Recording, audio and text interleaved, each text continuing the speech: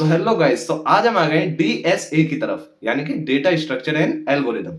यहां हम data structure and algorithm के इंट्रोडक्शन पार्ट को करेंगे। ठीक है, हम डीएसए को किस में करेंगे? जावा लैंग्वेज में करेंगे। क्यों करेंगे उसका भी बेनिफिट मैं आपको बताऊंगा। ठीक है, अभी हम समझेंगे हमारा मेन मोटिव क्या होगा। हम डेटा स्ट्रक्चर को समझेंगे, ठीक है, फिर हम एल्गोरिदम समझेंगे, फिर हम क्यों इसे जावा में करेंगे वो भी हम यहाँ पर समझेंगे। तो फोकस बनाए रखिए, चलते हैं लेक्चर की तरफ।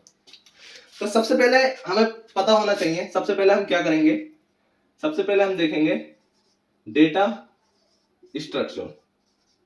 डेटा स्ट्रक्चर क्या होता है, ठीक है। फिर हम देखेंगे एल्गोरिदम क्या होता है, एल्गोरिदम, ठीक है। फिर हम देखेंगे कि हम इसे जावा में क्यों करेंगे, ठीक है। और जावा एक प्रोग्रामिंग लैंग्वेज है। हम प्रोग्रामिंग लैंग्वेज तो बहुत सारी है, पाइथन है, सी प्लस प्लस है, ठीक है, लेकिन हमने जावा ही क्यों चूज किया इसको हम यहाँ पर देखेंगे, ठीक है। तो अब देखिए डीएसए, ठीक है, यानी डाटा स्ट्रक्चर। क्या है डाटा स्ट्रक्चर? क्या होता है? Data structure is a way, अगर आपको इंग्लिश में बताऊं तो data structure is a way of organizing and storing and managing the data. Data structure is a way of organizing, storing and managing the data in such way. कैसे कह सकते हैं? यहां डेफिनेशन लिख सकते हैं, the data structure is a way of organizing, storing and managing the data so it can be accessed, it can be accessed, ठीक है। किस तरीके से? यानी देखें, जैसे हिंदी होती है ना, मैंने उसी लैंग्वेज में आपको समझाया है बहुत सिंपल तरीके से। डेटा स्ट्रक्चर क्या है? Data structure is a way organising, storing, store करना, ठीक है, मैनेजिंग, मैनेज करना डेटा को, ठीक है। So it can be accessed, modified and processed, ठीक है। मॉडिफाई भी कर सकते हैं, एक्सेस भी कर सकते हैं एंड प्रोसेस भी कर सकते हैं, ठीक है। Processed efficiently. बच्चे सोच रहे होंगे क्या क्या लिख दिया, क्या क्या लिख दिया। एफिशिएंटली इतने टफ टफ वर्ड है, processed, modified, accessed, organising, storing, ठीक है। तो हम ये थ्योरी वाला पोर्शन नहीं करेंगे। अगर आपको ये लिखना है, ठीक है, आपने नोट्स बनाना है, समझना है तो आप कर सकते हो, ठीक है। बाकी मैं आपको थ्योरी से नहीं समझाऊंगा। अब ये आप कहोगे कि मैंने क्यों लिखा, ताकि आपके जहन में बैठा रहे, आपके दिमाग में बैठा रहे कि मैं यहाँ पर थ्योरी वगैरह वाला सीन नहीं करवाऊंगा, ठीक है। यहाँ सिर्फ आपका मेरा ये मोटिव होगा आपको समझाने का कि डेटा स्ट्रक्चर क्या है, आपके जहन में बिठाना, ठीक है, और हमारा एल्गोरिदम क्या है, ठीक है, और जावा क्या है, ठीक है। हमारा सिर्फ मेन मोटिव ये रहेगा कि हम यहाँ पर समझेंगे, सब चीजों को समझेंगे, हम थ्योरी से हमारा कोई रिलेशन यहाँ पे नहीं होगा, ठीक। डेटा स्ट्रक्चर क्या है? मैं कहता हूं आपके पास एक रूम है, ठीक है, एक रूम है, ठीक। अब रूम के अंदर बहुत सारी क्या है? बुक्स है, ठीक है। बुक्स अच्छी नहीं बनी, ठीक है, आप ऐसे ही समझ सकते हैं ये बुक है, ठीक है। मान लीजिए यहाँ पे बहुत सारी बुक्स हैं, 1000 बुक्स हैं, ठीक है, 1000 बुक्स हैं, ठीक है। अलग अलग सब्जेक्ट्स की हैं, अलग अलग ऑथर ने लिखी हैं, ठीक है, अलग अलग कैटेगरी की हैं, ठीक। मैं आपसे कहता हूं मुझे आप एक इन 1000 बुक्स में से, इन 1000 बुक्स में से क्या दो? एक इंग्लिश की बुक निकाल के दो, इंग्लिश की बुक निकाल कर दो। और 1000 बुक में इंग्लिश की बुक्स मैं कहता हूं कि सिर्फ एक ही है, सिर्फ एक बुक है इंग्लिश की। क्या करोगे आप? ढूंढने बैठोगे? 1000 बुकों को छाटोगे? कितना टाइम लेगा? हालांकि ढूंढ सकते हो आप, ठीक, लेकिन मैं इसे 1 लाख कर दूं, ठीक है, 10,000 कर दूं, 1 लाख कर दूं, तो नहीं ढूंढ पाओगे, बहुत डिफिकल्ट हो जाएगा, बहुत ज्यादा डिफिकल्ट हो जाएगा। तो आप क्या करोगे? ये आपको सिचुएशन फेस नहीं हो, ठीक है, जैसे लाइब्रेरीज होती है उसका भी मैं अभी आपको बताऊंगा। ये आपको सिचुएशन फेस ना करनी पड़े कि मुझे इतना सारा मटेरियल ढूंढना पड़े, तो आप क्या करते हो? इसे इस वे में मैनेज करते हो, इन बुक्स को इस वे में मैनेज करते हो कि आप बहुत ही आसानी से, बहुत ही आसानी से बुक आसानी से निकाल सको जो आपको बुक चाहिए, ठीक है। क्या करते हो आप? या तो स्टैक बना लेते हो इस तरीके से, ठीक है, बुक्स रखते हो एक कार्टन में, इधर अलग ऑथर की बुक्स, इधर अलग ऑथर की बुक रखोगे, ठीक है, इधर एक और बनाओगे, इधर अलग ऑथर की बुक, या ऑथर वाइज डिवाइड करोगे, या कैटेगरी वाइज डिवाइड करोगे, या सब्जेक्ट वाइज डिवाइड करोगे, ठीक है, वो आपके बुक्स के ऊपर है कि आपके पास कौन कौन सी बुक्स हैं। तो ये जो आपने तरीका अपनाया ना, ये जो तरीका आपने अपनाया, कौन सा वाला, स्टैक बनाने का, ठीक है, इस तरीके से आपने जो ये लाइब्रेरीज की तरह स्टैक बनाए, उनमें बुक रखी, मान लीजिए यहाँ हिंदी की रखी, यहाँ इंग्लिश की रखी, यहाँ मैथ्स की रखी, ठीक है, यहाँ और किसी चीज की रखी, ठीक है, ये जो आपने तरीका अपनाया, यही हमारा क्या कहलाता है, ये जो तरीका है यही हमारा डेटा स्ट्रक्चर कहलाता है, ठीक है। जो डेटा है, बुक को आप क्या माने, बुक को आप क्या माने, वो डेटा माने, ठीक है। तो जो डेटा है उसको हम आसानी से एफिशिएंटली एक्सेस कर सकें, मॉडिफाई कर सकें, उसमें चेंजेस कर सकें। मान लीजिए स्टैक है, ठीक है, ये स्टैक है, अब मुझे अगर इसमें बुक्स रखी हैं तो मैं इसमें मॉडिफाई भी कर सकता हूँ, एक बुक निकाल के कोई दूसरी बुक भी डाल सकता हूँ इसके अंदर, ठीक है, मॉडिफाई भी कर सकता हूँ, एक्सेस भी कर सकता हूँ। कोई सी भी बुक मुझे अगर चाहिए तो कैटेगरी के हिसाब से मैं, मुझे जोन सी बुक चाहिए वो देखकर मैं उसमें से आसानी से निकाल सकता हूँ, ठीक है, एक्सेस भी कर सकता हूँ, मॉडिफाई भी कर सकता हूँ, ठीक है। तो ये जो हमारा वे है, ये हमारा क्या कहलाता है, ये डेटा स्ट्रक्चर। आई होप आपको समझ में आ गया होगा, डेटा स्ट्रक्चर कहलाता है। अब जब आपने ये समझ लिया तो आप एक बार और जो मैंने अभी लिखवाई थी, ठीक है, डेफिनेशन, उसे आप जाके पढ़ सकते हो, ठीक है। अब देखें, अब एल्गोरिदम क्या होता है, algorithm, data structure I hope आपको समझ में आ गया होगा। अब देखें एल्गोरिदम क्या होता है, एल्गोरिदम जो ये तरीका होता है, यानी आप सिंपल वर्ड्स में कह सकते हो set of instruction, set of instruction, ठीक है, क्या कहलाएगा, एल्गोरिदम कहलाता है, क्या, सेट ऑफ इंस्ट्रक्शन, या आप कह सकते हो क्या, स्टेप बाय स्टेप प्रोसीजर, ठीक है, स्टेप बाय स्टेप प्रोसीजर भी आप कह सकते हो, ठीक है। अगेन भाई, हमें थ्योरी पार्ट नहीं करना, हमें थ्योरी को नहीं समझना, क्या है थ्योरी, ठीक है, हम थ्योरी खुद से बना के लिख सकते हैं यार, हम इस लायक तो है हम कि थ्योरी को खुद से बना ले, ठीक। अब एल्गोरिदम को हमें समझना है, एल्गोरिदम होता क्या है, एल्गोरिदम होता क्या है। तो इसका भी हम एक एग्जांपल लेते हैं, मान लीजिए वही वाला वेरी कॉमन एग्जांपल, टी का लेते हैं हम।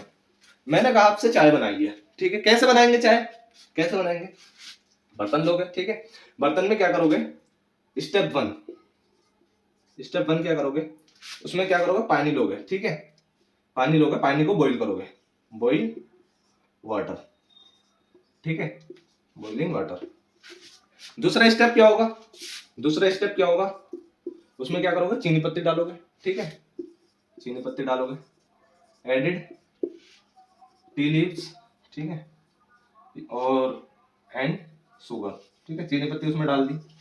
फिर तीसरा स्टेप क्या होगा, तीसरा स्टेप क्या होगा, उसमें मिल्क ऐड करोगे, दूध डालोगे, ठीक है, फिर उसे कुछ देर, चौथा स्टेप, कुछ देर उसे पकाओगे, ठीक है, बॉइलिंग करोगे थोड़ी देर, बॉइलिंग फॉर सम टाइम, ठीक, और जब वो पक जाएगी एट द लास्ट आप क्या करोगे, आप क्या करोगे, उसे छानकर चल्ली में उसे, ठीक है, पी लोगे, ठीक। तो ये जो प्रोसीजर हमने किया, ये जो हमने प्रोसीजर यहां पर किया, ये प्रोसीजर क्या कहलाता है, ये एल्गोरिथम कहलाता है।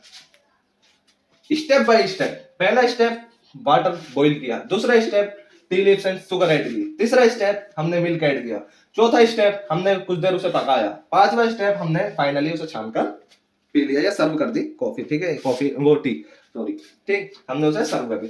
तो ये जो स्टेप बाय स्टेप प्रोसीजर है ना, यही क्या कहलाता है, यही एल्गोरिदम कहलाता है, यही क्या कहलाता है, एल्गोरिदम कहलाता है। स्टेप बाय स्टेप प्रोसीजर को हम कहते हैं एल्गोरिदम।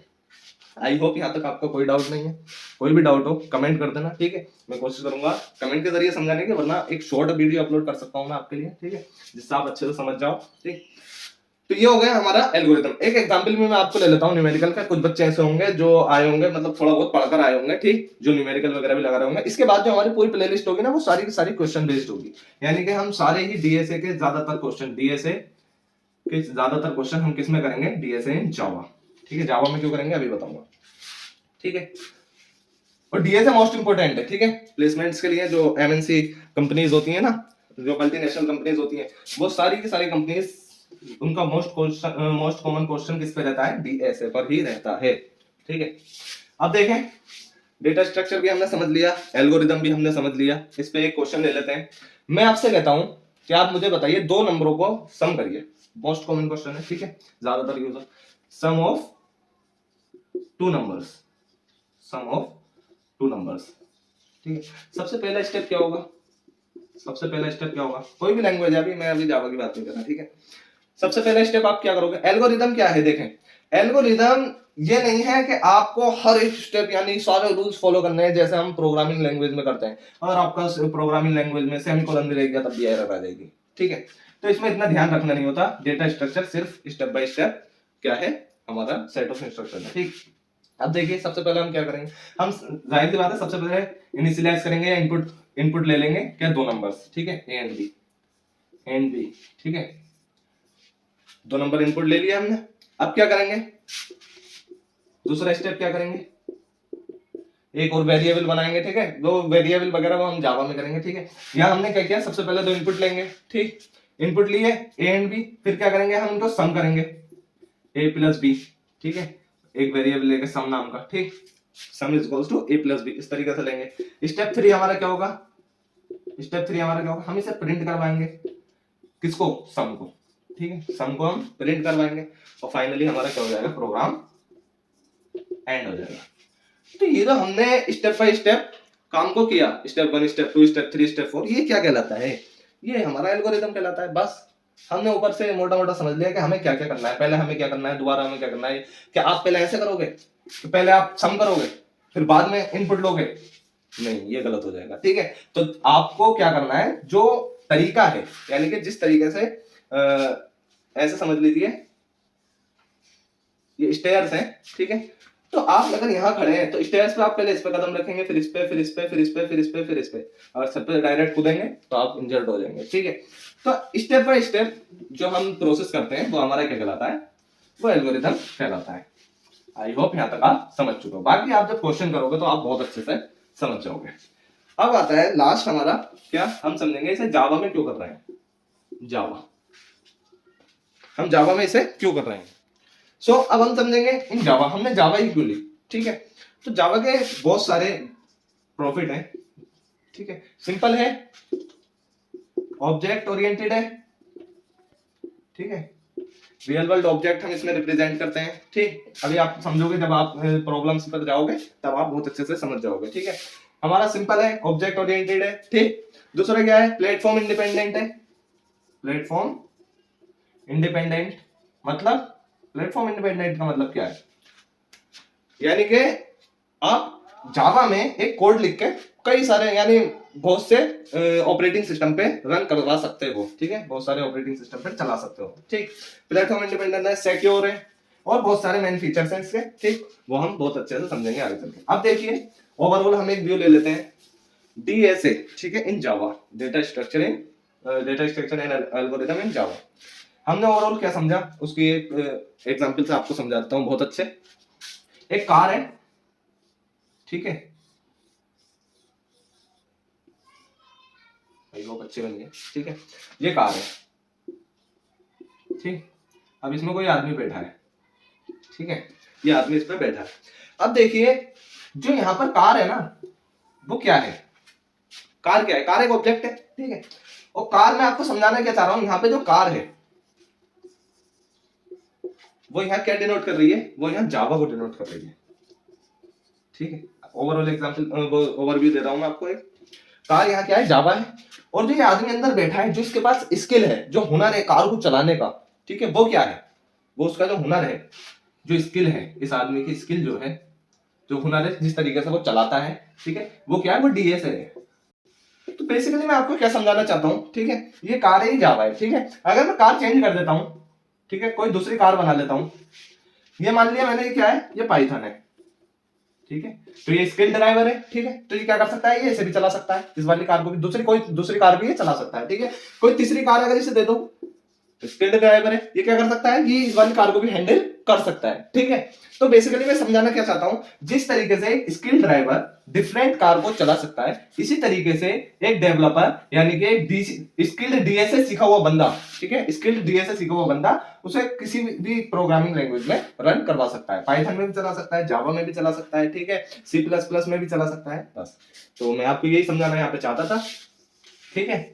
तो डीएसए इसीलिए आपको आपका लॉजिक पावर एनहेंस करता है, ठीक है, आपके स्किल को डेवलप करता है, तो हम इस प्लेलिस्ट में क्या करने जा रहे होंगे, हम इस प्लेलिस्ट में सिर्फ और सिर्फ जो प्रॉब्लम्स हैं डीएसए इन जावा में सॉल्व करने जा रहे हैं, ठीक है। तो हमारी इस प्लेलिस्ट को एक्सेस कर लीजिए और आपके पास नोटिफिकेशन जाता रहे उसके लिए बेल आइकन को दबा दीजिए और चैनल को हमारे सब्सक्राइब कर लीजिए। तो thank you so much for watching full video. कोई भी अगर डाउट रह गया है तो आप मुझे कमेंट कर सकते हो, मैं शॉर्ट के जरिए सॉल्व करने की उस डाउट को कोशिश करूंगा या फिर आपको कमेंट पर ही उसका रिप्लाई दे दूंगा। तो thank you so much for watching full video and keep support me.